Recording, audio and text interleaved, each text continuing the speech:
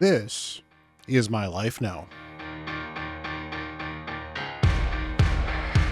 Hello, everyone. Bront, CatHerder here. We're having some fun talking Raid Shadow Legends, and thank you, Valerium, for sponsoring this video. We are here on the free-to-play account to show you what my life will be for the next 2 weeks. Well, not really, but we are here in Minotaur, training up a bunch of champions that I'm working on. I'm sure I'm in the way of them, so I can certainly show them a little bit later. But this is why I am skipping the Sanguine Maria Fusion. I have a ton of champions to train, so I have a few things on my agenda to do if I'm going to be skipping the event and making sure it is still worthwhile for the account. Because even with the nerf, Sanguine Maria is a really good champion, a champion that would probably be good on this account. I just have so many other champions to train and so many other things to do that I need to take a break from a fusion. So I want to talk to you guys instead on some of the things you can do to maximize your time away from a fusion. So one of the things you can do to maximize your, break from a fusion is to avoid pulling shards. And I'm not saying like don't pull any of your shards ever. You're going to be pulling mystery shards occasionally for dailies. And in fact, I will occasionally yeet like 3 shards a day for my daily 3 to, get a chance at a Wixwell on this account. In fact, I might pull more than just 3 shards for a video a little later. We'll see. But overall, I'm not yeeting all of my ancients for this, or I'm not going all in on sacreds. I'm not pulling my sacreds because I am building up a bank of these 4 special events. In this particular case here, we have an event for Leonardo coming up that we are pretty sure is going to be 4 shards. So holding on to my shards, I've managed to collect 26 sacred shards. That's pretty amazing. And, Clan Boss is occasionally dropping a few more. We just did the new Doom Tower rotation, so I got 2 of them from there. So I'm getting a few of them here and there from various places as well. And, as long as Clan Boss keeps on delivering them every once in a while, and that, 1 a week, maybe 2 a week would be nice, but 1 a week is fine. 1 a week gets you 4 of them, plus you get the Doom Tower, that's 6 of them. It's not great, but that's a bare minimum for what you should be getting, hopefully, in a month. Ideally, you should be getting between 8 to 12 of them if the odds are generally kind of average and you are getting the top chest on Nightmare and Ultra Nightmare. But yeah, building up shards is definitely one of the goals from this stuff. Now, yes, I actually do have enough shards to do this fusion, but I don't think I can do this fusion and get Leonardo. And until I know what's going on with Leonardo, I'm going to skip this fusion because it just makes sense for me. That said, I'm not saying that you should skip every fusion known to man, because sometimes these fusion champions can still be bangers and they are a guaranteed legendary on your account, even if, yes, it's going to cost you resources to get that champion. Pretty much anything you do in this game is going to cost you resources, so making sure that the resources are worth it is important. Meanwhile, I'm picking and choosing the tournaments that I can take part in for this particular event, because I want to get at least 1, if not 2, maybe even 3, but probably not 3, of these champions right here, this dude. So these fragments that we're going to get will be helpful for getting champion chase points in the future. Now, this is a Void Epic, so a Void Epic is going to be worth 350 points for a champion chase.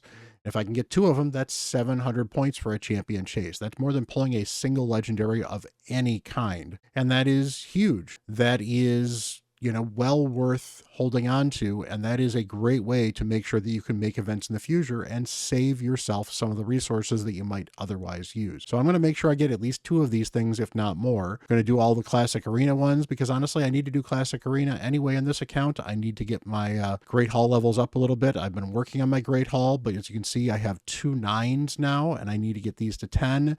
And then I can go back to leveling out all of these things at 6, which I'm close to, but that has been very helpful overall in getting me more stats for, everywhere in the game, helping every single one of my champions be better. So don't slack off on your Great Hall, and do pay attention to where your missions are, because when you're doing these missions, you're going to want to get some of these things done, because hey, that's a legendary book and 200 gems. I'm not going to sneeze at that. That's a pretty decent reward, even if it's going to take me another month or so to actually get that. Marius missions are one of the other things I'm certainly working on. As you can see right here, we've got the dungeon mission that I need to get down, and all I need to do is run 1 more Iron Twins run, and then I have this one done. I've already got the equip 2 mythical artifacts done. I can do 10 live arena battles, and then I need to spend these mortal coins that, hey, I just earned 2,500 of these things here. I've got more saved up. This will be done as well. That's a bunch of souls I'm going to get. Clear hard mode dragon. That's done.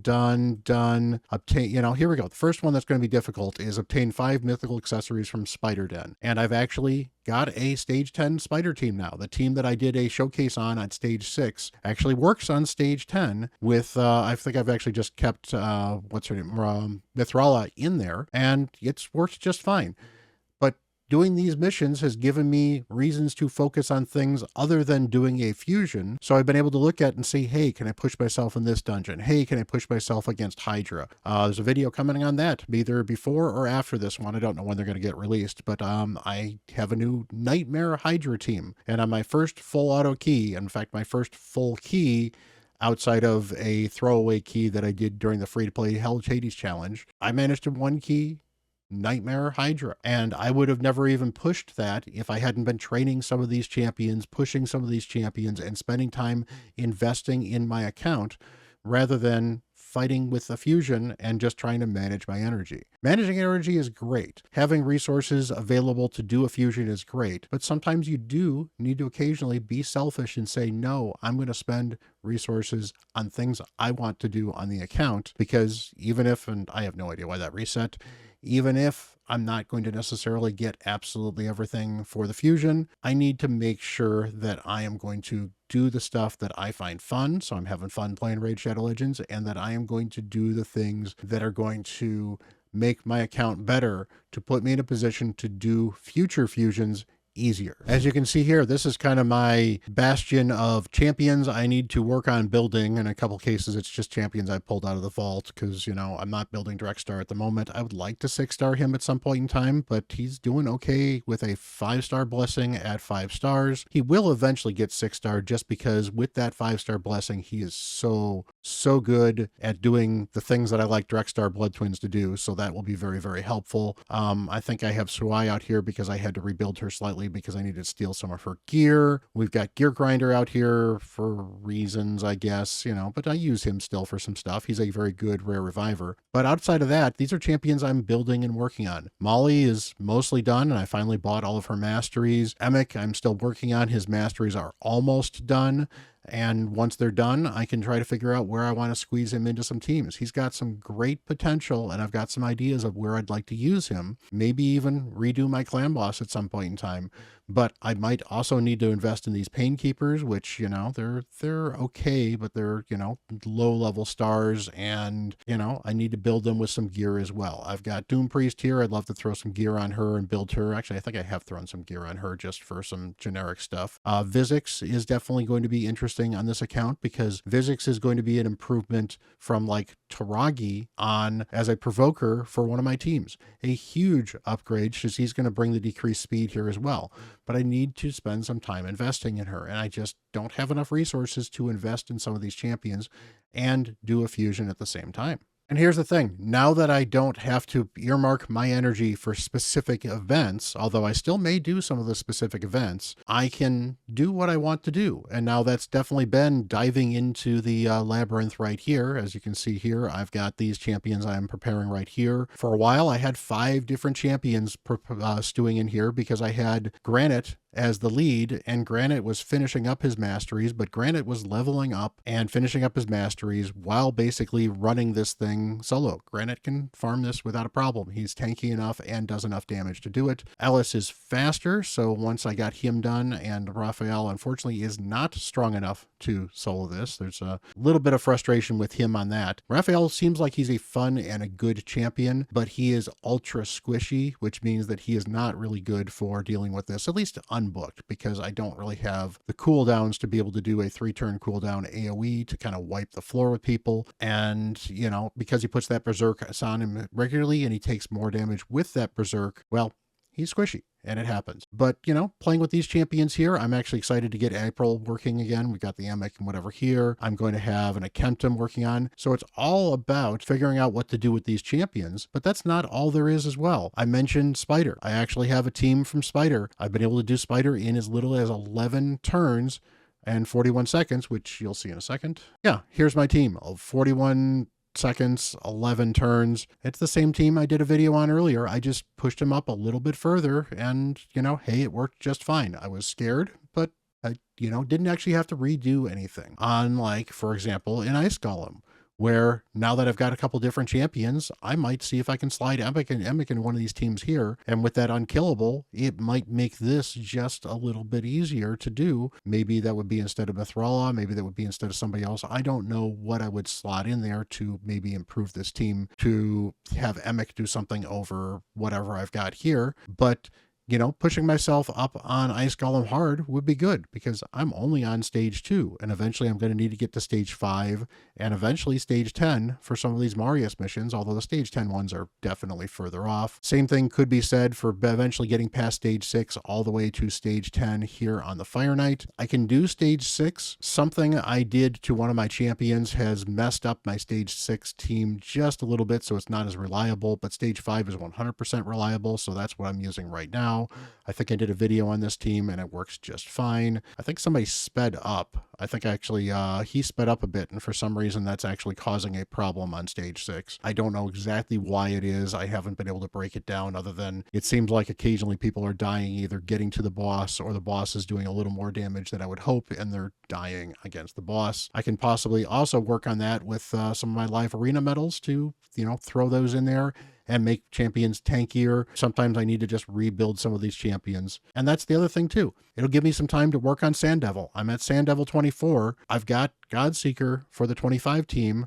Once she's done being built, I can try to slide her in there and see without blessings if I can make her work. I don't think it's going to work without at least a 1-star blessing, but we'll certainly try. And if I can make it work without a 1-star blessing, then hallelujah, I've got a Sand Devil 25 where I can farm with food, and that's going to be amazing.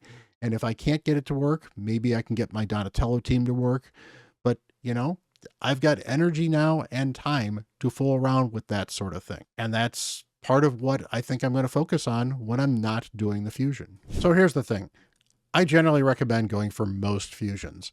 I've been on record for this, and you'll see me talk about it a lot. And I don't want to be somebody that is telling you, you absolutely must go for every fusion. You're going to regret missing them. I know that I will probably regret missing Sanguine Maria on this account in some way, shape, or form. Either in content with Undead, where I really could use another damage dealer, or arena where she's going to start beating me up and I can't deal with her because I don't have her. And of course, I won't be able to pick her in live arena, which is going to be frustrating as well. So there are places where I might regret that.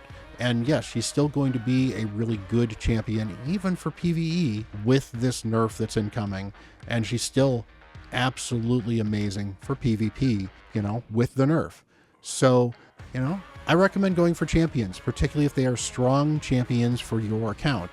But ultimately, you need to decide what's going to make more sense for you. Is there a time issue you're going to have? Are you struggling with time in or out of the game, for example? Maybe you're traveling a lot and maybe you just don't have time to do a fusion. Well, choosing to skip a fusion can be a time saver in and of itself, but you want to set yourself up so that you can make an educated choice and decide if you want to continue to go for the next fusion afterwards, or if you want to skip that one. And eventually, you skip a few fusions, you should be able to make one of them, and you can pick a banger fusion to make. Honestly, I still recommend going for fusions. It is one of the best ways to get good, guaranteed champions. And as much as it's nice to pull shards until you get an absolutely banger of a legendary, not every champion needs to be top tier.